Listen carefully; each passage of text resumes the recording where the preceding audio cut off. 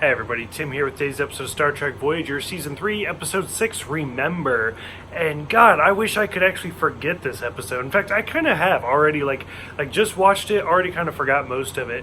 In fact, I feel almost a little bit bad because I don't really have anything to say for it. Because, as this episode continued, I just kept hoping that we would get to the end of it.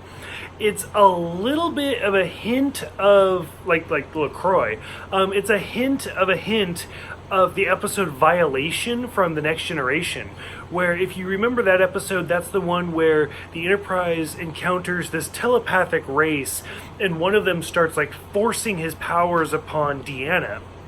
So in this episode, Voyager has encountered a telepathic race, but in this case it's B'Elanna, who she starts having these very, very intense dreams about having a lover and how her father doesn't approve and stuff like that. And she actually talks to Chakotay about how they're the most arousing, intimate dream she's ever had.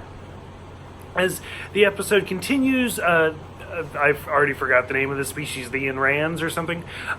It turns out that they're actually being forced upon her as they're not dreams, they're memories of this old woman who is on the ship from when she was younger.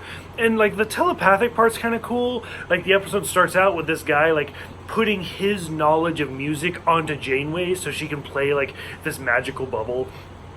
But anyways, B'Elanna realizes that it's this old woman, and it turns out that these people basically murdered and killed all this huge group of people years and years ago, and they covered it up, and they kind of choose not to acknowledge it or anything like that.